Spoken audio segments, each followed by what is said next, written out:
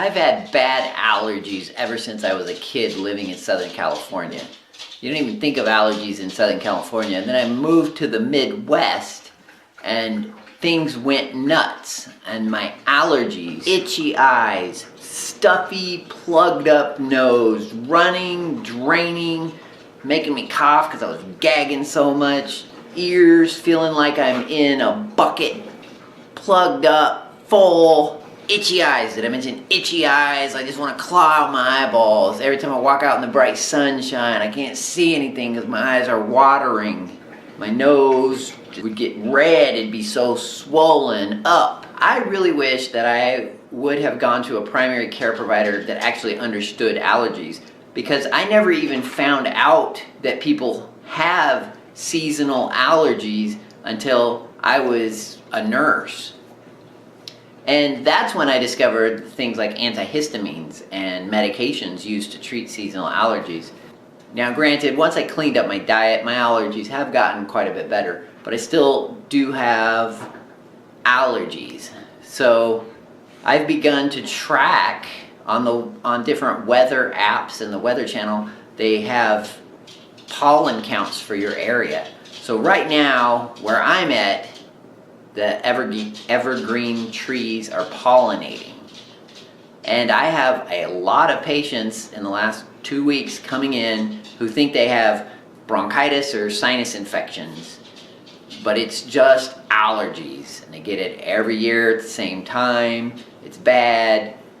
Now, the wonderful news for allergy sufferers: there are over-the-counter medications now that even just 2 years ago you had to have a prescription to get.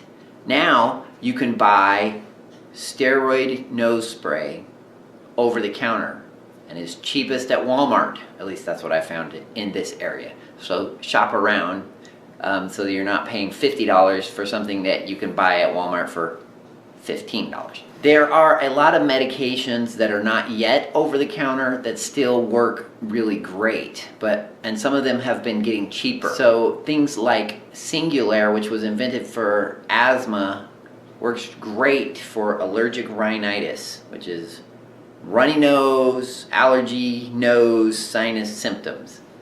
Ketotifen, honestly I have no idea how to pronounce that word. I say ketotifen. They're generic now. They're over the counter. They used to be prescription allergy eye drops. So you just put one drop in each eye once or twice a day. That itching is gone. There are some really strong prescription medications for allergies. The most powerful prescription medication for allergies is prednisone or corticosteroids. Steroids have some really serious bad side effects. They can make you literally psychotic or just full of anxiety and unable to sleep for days. They can raise your blood sugar, they can weaken your immune system, make you more prone to getting bad infections like pneumonia and necrotizing fasciitis that eats off your leg. When a patient comes in wanting an allergy shot, and they have not been to an allergy doctor so that they're getting weekly injections or whatever, they usually mean that they want a steroid shot. So that's something to talk to your provider about. It's not always the best option, especially now that we have nasal steroids that you can use that are much safer, and they're even over the counter. With nasal steroids, they work better the longer you use them. So you're not going to get instant relief the first week. I always tell people to take them for a week, and then you'll start noticing a difference. And then stay on them. Here in this state, I tell people to start the nasal steroids 3 to 4 weeks before the allergies are going to kick in.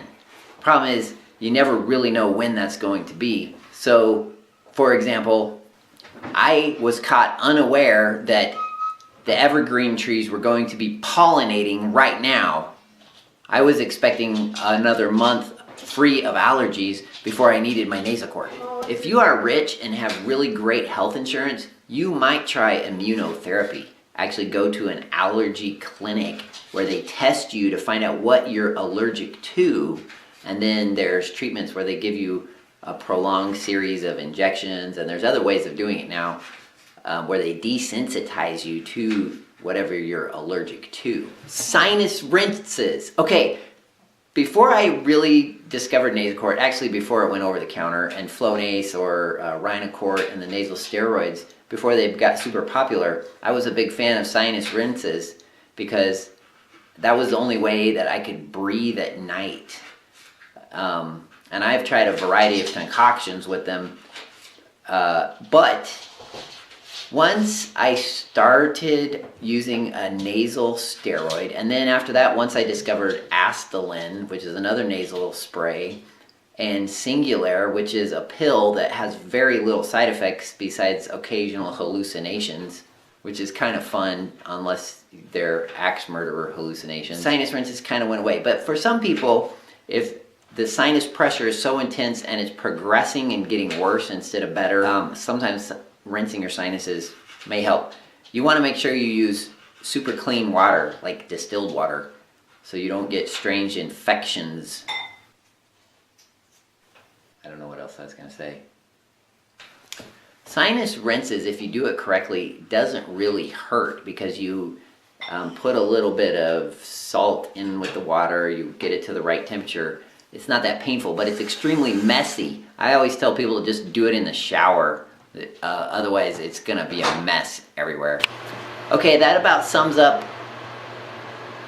seasonal allergies and allergic rhinitis. So I'm going to write a long blog post about it with all of my suggestions and pictures of the medications that I suggest trying and links to things. And so enjoy.